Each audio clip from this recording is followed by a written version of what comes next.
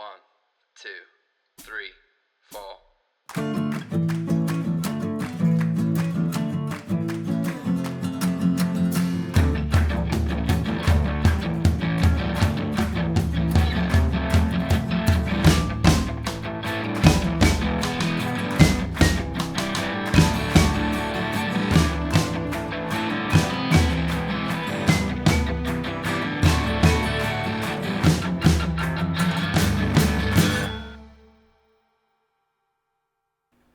What's up, people? People of the worldwide internet. I am your host, Chasnick Rab, and with me today is my friend, my co-host. He's a producer. Yeah. What's your name? What up, my Glip Glops? Bo Maddox here, representing L Company Music. Represent some Adventure Time. Oh, yeah, definitely. Yeah, welcome to the Trial by Error Variety Show podcast. I don't even know what episode this is. 10, 11, 12, somewhere around there. I don't care. We'll just call it episode 00. Let's call it episode Marquis of Vaudeville. Yeah, that works for me. Awesome, man, because that's who this episode's all about. And guess what? We bought their album, and we're putting their songs inside here, too, so you don't have to. Although you should, but you don't have to, because it's right here in the podcast. Right, Bo? Oh, definitely. I'm loving these songs, honestly. They got a nice little cinematic vibe to them. They got that burlesque vibe to them. I mean, I'm loving it, man. So refreshing. Yeah, it's very different. They mentioned being compared to Used, which I'll say right now, I don't hear it. I don't know. I don't know why they said 90% of their people can compare them to Used. I didn't really get that feel. I got more of a Beirut feel. Yeah. But regardless, there really isn't anything you can pin them down to right now. Yeah, I mean, you can hear some instances of maybe like some Britpop in there, maybe a little bit of just straight alternative, like, I don't know, the Lemonheads maybe or something like that. Like, yeah, like exactly. that Where they were reaching. Yeah, you know? yeah. And this band is they dress the part of what they sing too, so it is very. There's so much imagery in it. Oh, it's certainly. very creative. It's not even what I would say out there. It's something that feels very nostalgic, is what it is. And I encourage everybody to go look them up on YouTube. They are called the Marquis of Vaudeville. And we purchased their album on iTunes, like I mentioned. And it is called The Great Promenade of Fools and Ghosts.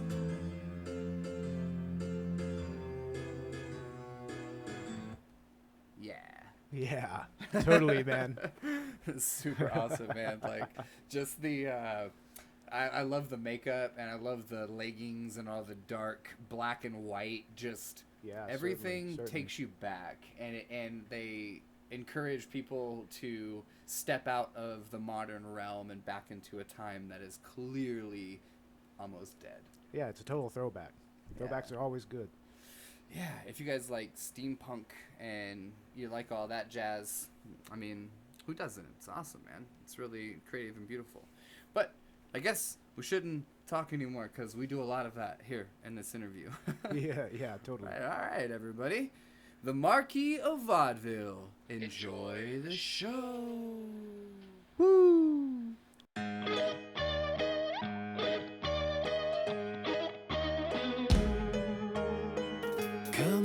Come all to the show.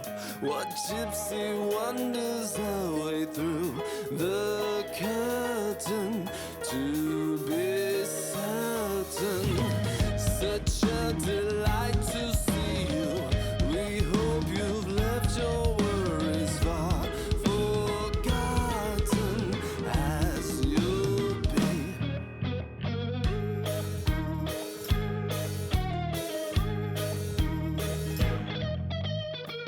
Step right up for to behold a cabaret of carnival, allurement to be shown.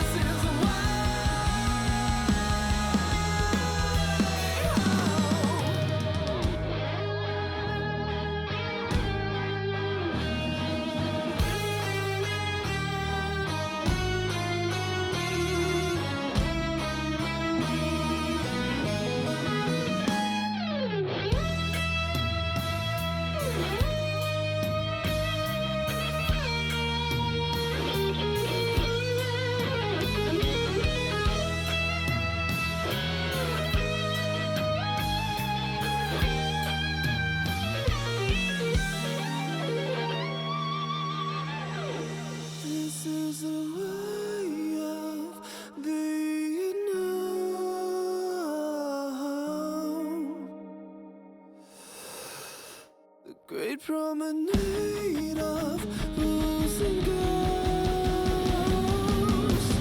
This is the way of being known.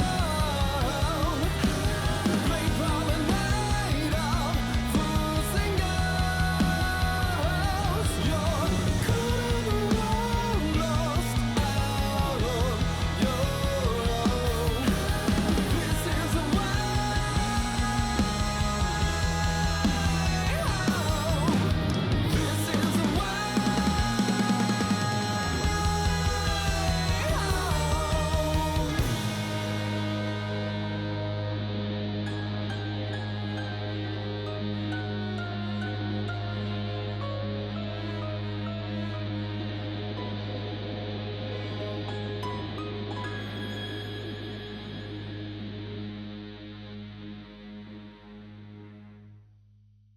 All right. Hey, guys. Hey man, I like your shirt. That's cool. Thank you. Somebody's got to do the research, you know? Yeah. You guys look great. Thanks, man. We're going after this. We got to go scout a venue for an event we're gonna throw. So Yeah, you got to come in costume. right, gotta be all decked out. Can't just walk in jeans and t-shirt. No, you can't. You can't be the Marquis of Vaudeville and look like everybody else, right? Right. That's what I always tell people when they ask about the name. I was like, I mean, the name, we can't just get on stage with ripped jeans and a t-shirt. It just doesn't work, you know. So that's exactly. So that type of perfectionism that I just saw right there in the camera tilting, do you guys take that into the studio with you as well? Absolutely. we try. Unfortunately, it's a double-edged sword, but we try to take that into everything we do. You know, promo, merch, music, the image. It's, you know, we try to have a well-rounded package. So we strive for perfection in everything, but you know, no one can ever reach it. But you got to try. Yeah. Well, how long have you guys been together doing this? What you're doing right now? Well, Brian and I were in a previous band that was working with Geffen Records called Stars Agora. And when that ended, we decided to. Brian's the guitar player over here on the other end. Wave, Brian, and it'll pick you up. That's Brian. So basically, what we did was when that ended, we decided to keep moving forward. We didn't want to, you know. I was kind of like, I don't know what else to do, man. This is all I know to do. So we kept making music and started a new project. And I think in 2009 is when it turned into Marquis of Vaudeville. And we had some other guys. We had another guitar player and rhythm guitar and keyboard, drums and bass. And then over the years, we've gotten to the lineup that you see now. So Geneva's been with us for about 3 years on bass. And Noah, how long you been with us? Year and a half. About a year and a half, yeah. Okay, so yeah, the idea's been there, the creativity, I guess the concept behind everything, and like most bands, you're just kind of finding the people that really belong with you, you know, as in like the year and a half, 3 years, up to like the 8-year period, which this all began, which is really great. Yeah, it's a family. So you spend a lot of time together. You know, there's a lot of ups and downs. Life gets in the way. You have to find the right group of people to be able to keep moving forward. You know, that's why a lot of bands break up because they never can find that fit. And I feel like we found that fit with the group we have here. And now the song "An Ordinary Day" off of the album "The Great Promenade of Fools and Ghosts" by the Marquis of Vaudeville.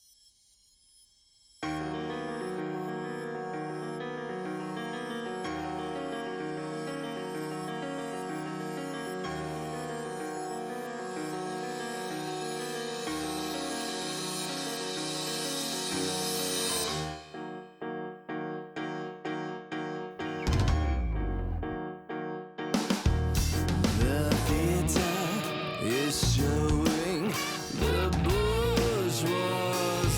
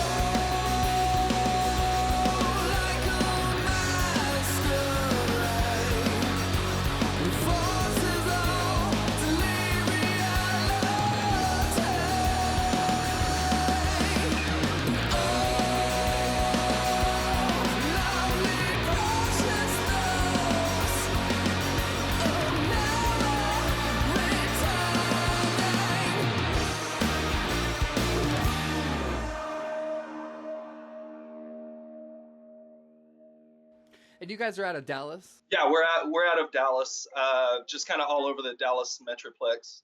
So I lived up in Allen for a little bit, actually. Are you familiar with that area? yeah, that's not far from us. Family and all. No, there was it was just a short period of time. I was actually living with a writing partner of mine. I didn't really find a home there. But what about Dallas makes it your home? What about Dallas? Well, I'd say we've built a really strong following here locally. Just kind of grassroots, playing, in the clubs, doing crazy events locally. Like we've done a Clockwork Wonderland, which is our version of a Twisted Wonderland. We've done Gadgets and Gobstoppers, the Twisted World of Wonka. That was locally with a burlesque troupe. Viva Dallas Burlesque put that on with us. So we do a lot to basically to bring our fans into the world that we're trying to create. And we have them all dress up. We decorate the venue. It's kind of another world. So I feel like that give and take. We do a lot of things for the community. The community does a lot of things back for us. So I'd say the people in the community that follows us. That's definitely, the best way to keep, I'm speaking, I guess, to the community, the best way to keep your favorite local band around is support them, right? How did you guys come about the burlesque theme? Because it's beautiful, and it is a different world, like you said, and the amount of time you put into creating that world inside of each venue, and the costumes and encouraging your audience to do that. There's such a high level of engagement with your audience that it's really fascinating. How did you guys, kind of wrangle that? I mean, I know part of it's got to be charisma, but how did you figure out how to get the audience to really, embrace what you're doing? Was that some movement that you sort of caught on to, or was that something that you guys sort of created with your events? It was something I think locally that we created. Where it came from, truthfully, is the name of the band, Marquis of Vaudeville. So if you're familiar with vaudeville, it was before television. It was before radio.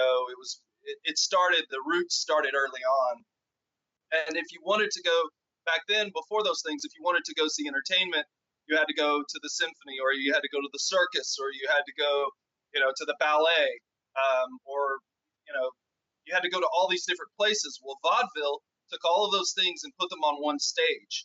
So comedy, magic, dance, all of those things were on one stage in one night. You paid your one ticket price. You got to go in and see all these crazy things. So that's what we felt like our music was somewhat the same way, in that it has kind of an old world feel, although it's modern rock. And we do a lot of imaginative, playful things, and we kind of take the music to this place over here, and then we'll have, even though you can tell it's our sound, I feel, we strive to do something different with each song, and so tell us a different story with each song. And so based on that, we started getting decided we would, when we got on stage, we were kind of tired of playing with the bands that didn't care. Like, they would get on stage and it was like they didn't even want to be, they acted as though they didn't want to be there. They were not even putting on a show. They're not moving. They're just kind of there. And I don't know where that started, but and there are still bands out there that do it. A lot have started, really getting into it more. But at the time when we started doing this, there were a lot of those bands just stand still and play and expect the audience to just really love it. We didn't want to do that. We wanted to put on more than just a show. We wanted it to be an experience. So we wanted to create another world, an escape for our listeners and our fans to be able to go to the show and just forget about the outside world for a while, forget about their job, forget about their worries and their troubles, and just kind of lose themselves in this amazing show. And so started building up, I guess, a network of performers. We would go to their shows. They would come to our shows. Or I'd say more so because our first show was one of those events. So we just started going to the shows and talking to them. And for instance, we had a friend who wanted to play sitar and wanted to record some songs. So we brought her into our studio and said, hey, we'll record some songs for you. And then if you want to come and be a part of our events. And so it's kind of that's where the give and take I mentioned earlier comes in. So I digress really badly. So if I get off the topic of the question, just rein me back in. By inviting the audience in to dress up, do as they wish, then they're part of, as Toby said earlier, it's more of an escape. It's an event. It's not you're just going to a club or you're going to a venue and play. You're going to see a show. You're in for the night. And we make it very immersive. So we have, for instance, our Wonderland events. We have actors playing the characters, and you can dress up however you want. You don't have to dress up. You can wear jeans and a t-shirt if you want. There's no dress code. But we found that more people enjoy dressing up and diving in and getting away from the real world than the people that just want to go and listen to music. So it's something we found that people actually embrace. So that background, that's how we started, and that's what we did with our first show. We basically put this variety show together, and then at the end we played, and it was a success. Our first show was, I think, 250 people. Yeah, we had like 250 people coming to our very first show we ever played. So that's a good number. And then I think the very next show we played, we did the same thing. It brought 100 more. And we found that with each show we did like this, there was just 100 more, 100 more, 100 more. So. Yeah. And now, off the album The Great Promenade of Fools and Ghosts, this is Core of Night by Marquis of Vaudeville.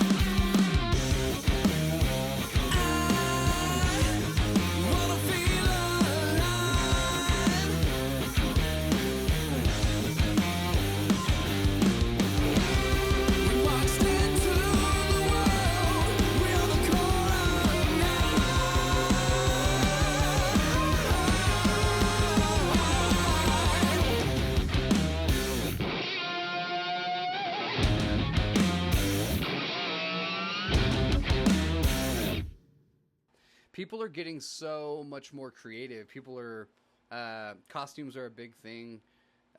It's as people can have access to so many more ideas. The nostalgia of the vaudeville and kind of the steampunk and the Mad Max, all that kind of blended together nowadays. It is almost a release form, but it's like a non-violent release form. Whereas a lot of people you see get dressed up, they end up in mosh pits. I'm not saying, I shouldn't say that. Let me say that in the realm of rock and roll, in that realm, a lot of the costumes you see are from like Slipknot and bands like that, you know, and so you're going for a different feel. Whereas what you've done is, like you've said, it's a different century sort of get together. The variety is that of a different time, and I like the idea that there's the collection of your audience. I know that you can come. I guess I wasn't trying to insinuate that everybody has to wear that, but just even if you get 10 people in your audience to dress like you, that's highly impactful. And I think that's for 200 people on your first show and then attracting another 100 more. That says a lot about how powerful that was for people. You know, you pulled people out of their skin and you allowed them to release whatever it was that night without any judgment or anything. And anytime you can create a space like that, that's I guess how you know you're onto something, I guess is what I was trying to say. Yeah, and something that happened that I think really made me realize, we're doing something cool here, is that when we did our first, I think, was a Clockwork Wonderland our third event. Okay, so our third event was a Clockwork Wonderland. And like, as I said, it was like a 250, a 350. We were expecting with this venue to have 450 to 500 people, right, on our third show. It turned out to be like in between like 850 to 1,000 people, and we weren't prepared for that. And so we did everything we could to make this big over the top show for 400 to 500 people. And then at the end of the night, the thing that made me really realize that was one is seeing a line wrapped around the block for 3 hours trying to get into this venue. So that was the first thing that I was kind of like, all right, this is cool. And then the second thing was, I think at the end of the night, because we were so busy running around while the event was going on, and then we were performing. I think at the end of the night, there were people hugging each other and just crying because they didn't want to leave, because they didn't want the night to end. And so that was the thing that really, I said, all right, well, we did something cool here, because there were just, everyone was really, and the venue was packed. I mean, it was shoulder to shoulder. You could barely move around. And so, and so at the end of the night, where the people that were still there were hugging each other and crying, you know, that was really beautiful to see. Yeah, that's really awesome. Exactly. Hey, not what you set out to do, and just one of the unseen rewards of all of that. I mean, I couldn't imagine, as I've been performing for quite a while, and nobody's ever wrapped around a building, I don't think, to come see me, right, Bo? I don't think so. I don't think so. That's really cool, though, man. You guys I saw the videos, and I've heard some of the songs. You're definitely doing something very unique, very different. Have you heard of Beirut? They're from Santa Fe. They're the only thing even close to you guys, but they're so much more modern. You know,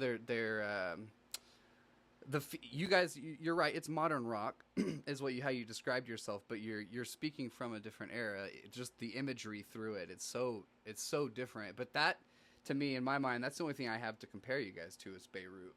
Just that different type of arrangement. To speak to that, the band that I feel that we get compared to the most is Muse, which I think Brian and I have talked about it. I mean, it's probably 90% of the people that come up and say, hey, I feel like, you know, you remind me of this band. It's Muse.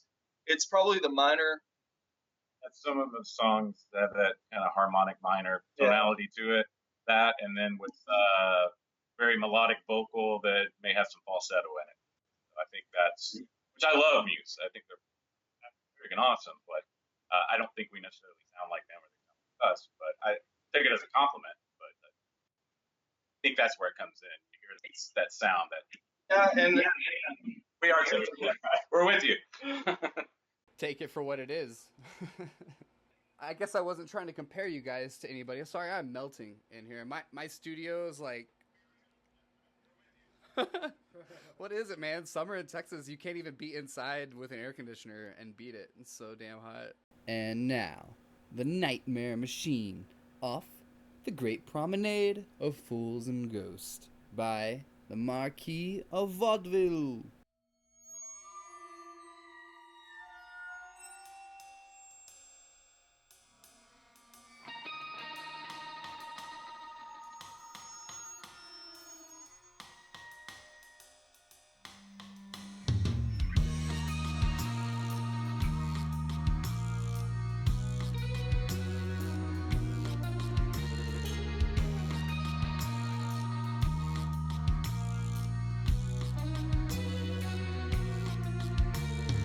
Night, it falls around us trying to steal the light.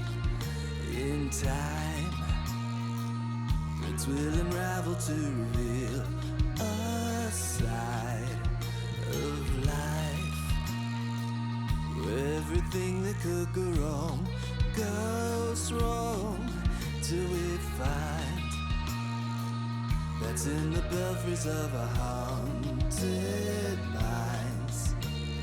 There is no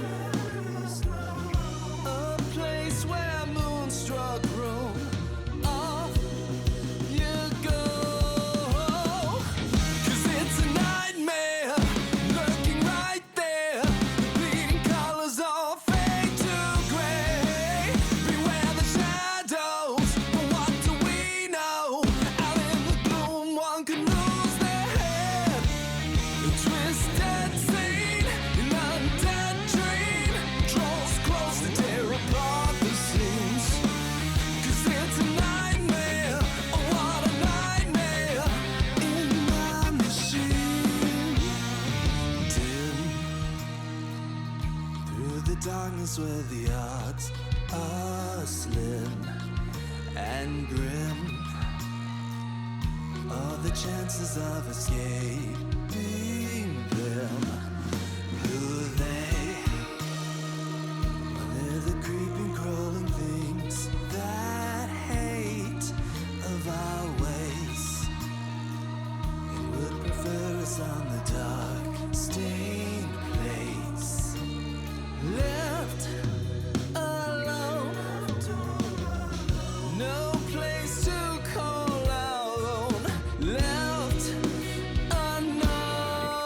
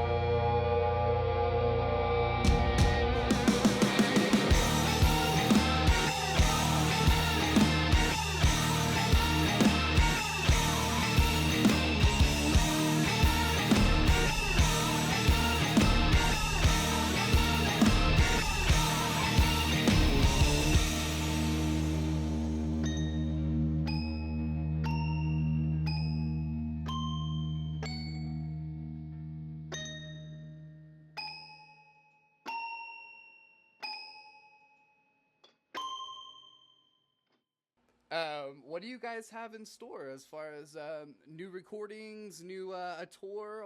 What's big for you guys that y'all are super excited about together as a group? There's a lot. Starting with the album that we're going to be releasing, looks like October. So we're pretty close. It's going to have what, 13 songs total. 13 songs, and we've been working on it a while.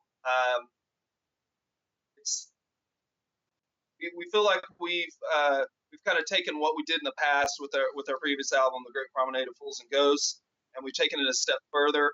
We kept some of the cool old world feel to the songs that we had on the previous, but then also some of the songs are a little more modern, and some of them are, like, I feel a little more progressive in ways.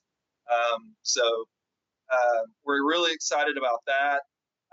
We're putting together a lot of different things. We're going to have, we're doing another event for a CD release. It's going to be an Unlucky 13 event on Friday the 13th. So that's where we're going tonight. So we're going to check out a venue for that. And then usually when we put these events together, they take at least 3 to 6 months to plan. Some of them we've worked on for a year. So, but what else do we have? We're shooting a video at the beginning of the month, and we'll be shooting another video about a month after that. And 2 upcoming videos. Very awesome. We'll definitely be posting and retweeting all of that stuff. So make sure you tag us in it so we're reminded about when all that stuff comes out. Oh yeah, absolutely.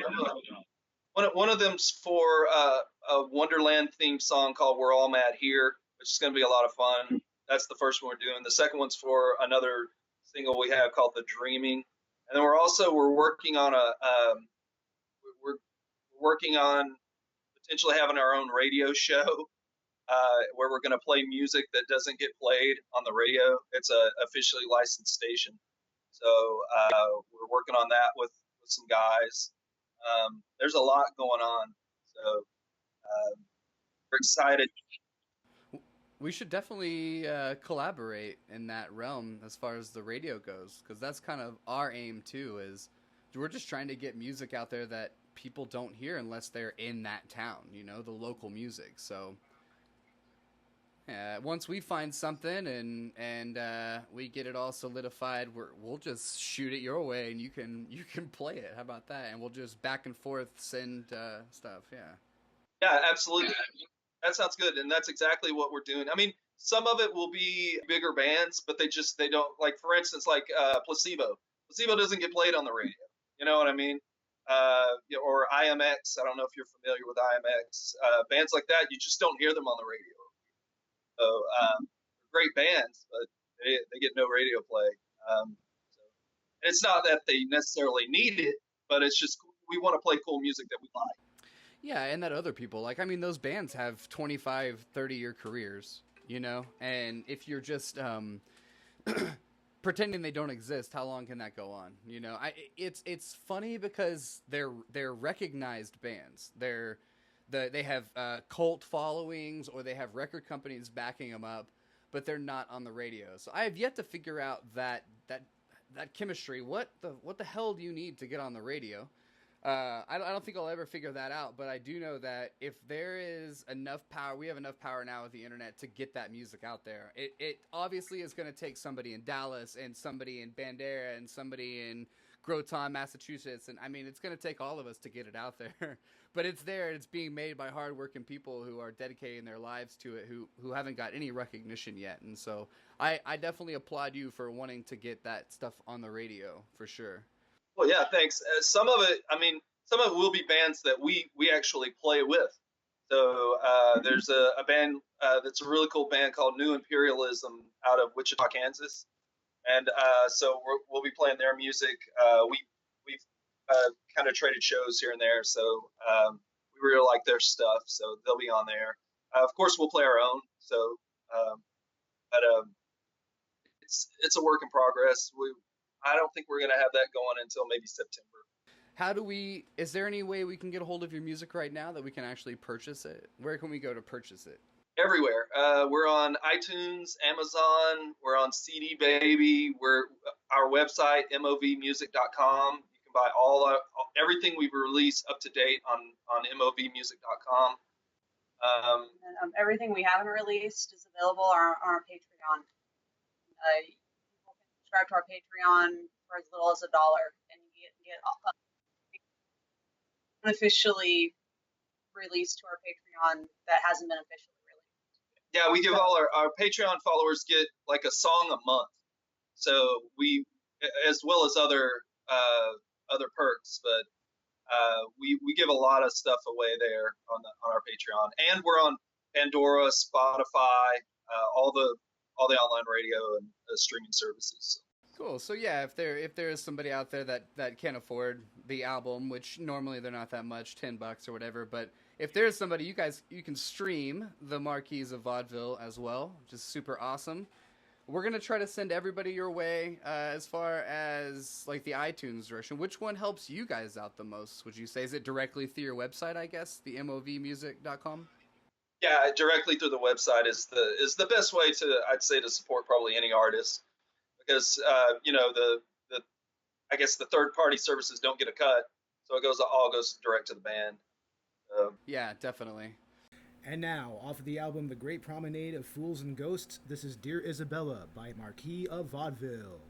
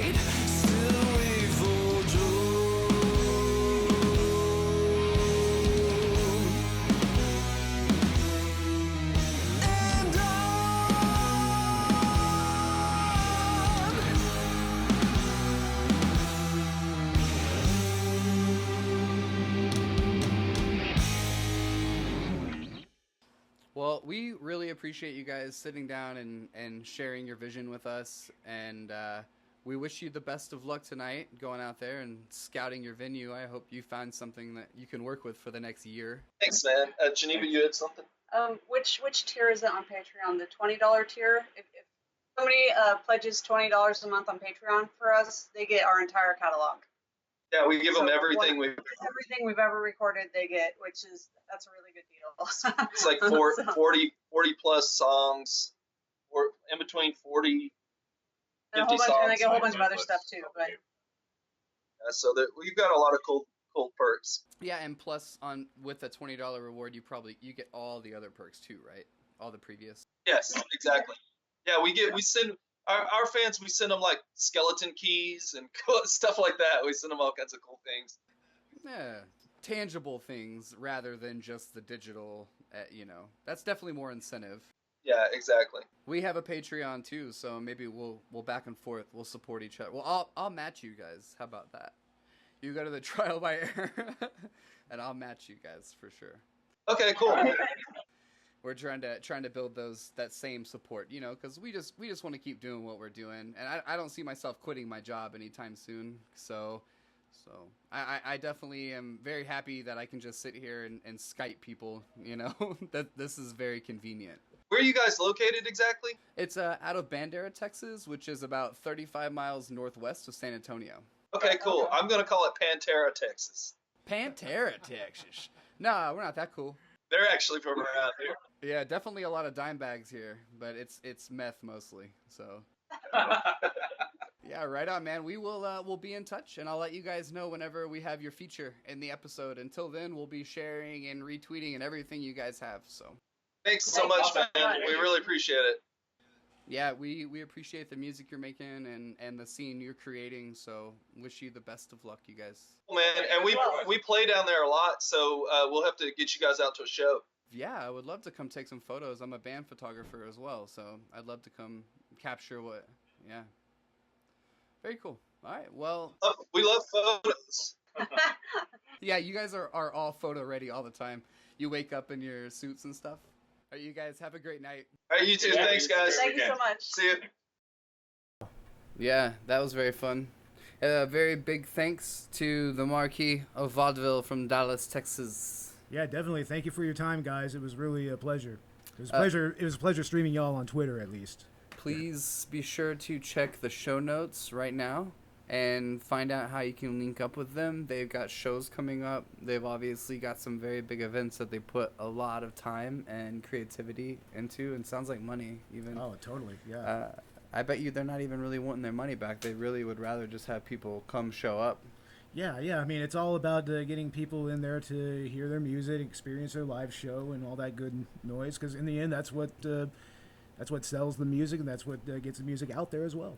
I encourage anybody in the Dallas area or San Antonio or Austin, it sounds like they do a lot of traveling, to check them out anytime they're around. They definitely dress the part, you guys. Oh yeah, it's quite a sight.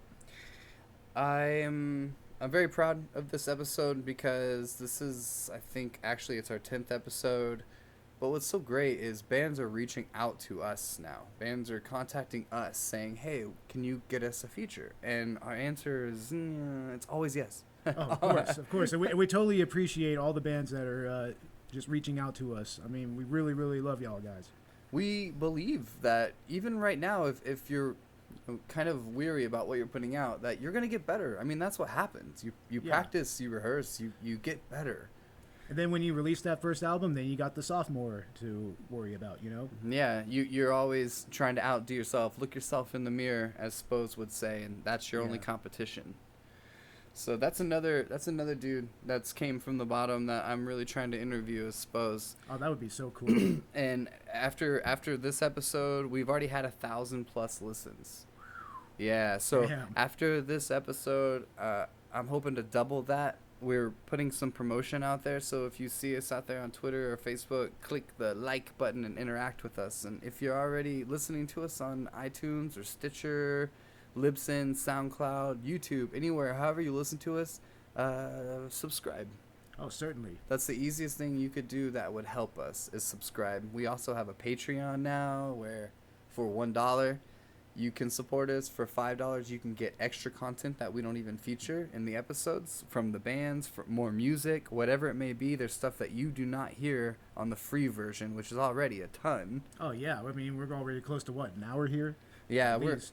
easily every episode we try to make an hour long, and the content that we have can sometimes be a half an hour to another hour worth of content. Not to mention, at the $10 level, we release video content that is never before seen. Really funny stuff of Bo and I on our adventures, our flat tires, and our jamming in the car on the way to these little interviews that we do. Yeah, don't even start on the flat tires, man. And at the $50 level, you actually have all access passes for life to all of our TBE live events in whatever city we decide to bring it to. If you show us that you're a Patreon subscriber, not only do you get all the rewards, the stickers that come with the $10 level and the videos and everything, but you get lifetime tickets. I'm telling y'all, this is primo content to be dropping money on, man. Yeah, Like, so seriously. Trial by Error Variety Show at Patreon. That's where you're going to want to find us. It's free to create an account, and it's from there on you can find so many other ways to support so many other great art forms that are just getting started, just like we are. Oh yeah, man. I mean, podcasting is an art form in itself, you know. I mean, if we can use that to support bands and support local music and whatnot, I mean, support that level of art, then you know what? I mean, it's totally a positive. It's a complete plus all the way through. It really is. There's no red tape to go through with this stuff. Really, all the content that we put out there is free. It's great enough as it is. We give you guys music that really it's affordable anyway, but it's the bands are making it available because they're just trying to build an audience. They're not trying to make their money back. They're just trying to build an audience. And we're just one stepping stone in doing that. And so we're doing our best to create more and more platforms to reach out to. We just got accepted into the Stitcher community. Oh, that's nice. Very cool. Yeah. We have to actually contribute once every 2 weeks for them, or otherwise we get kicked off. So they kind of light a fire under our ass. So Yeah, they kind of keep us going, you know. thanks to Stitcher as well Yeah. for that. You can find us on iTunes. If you're listening to us on SoundCloud, go check out the playlist that we have. We continue to add music to that. Any band that has a SoundCloud and we feature them or we're going to feature them, they have their music on that playlist. It's simple as that. Oh yeah, there's some killer tunes on there, man. Badass. Yeah. Over a couple hours of music already, and we're just going to continue to add to it. Yeah. Thanks to all of our new listeners. Thanks to all of our old listeners. We really appreciate everybody tuning in and give us more feedback and more likes because we love it. We love you all, man. Everybody, have a great week. Take care of one another. And remember, follow the golden rule. Woo! 1, 2, 3, 4.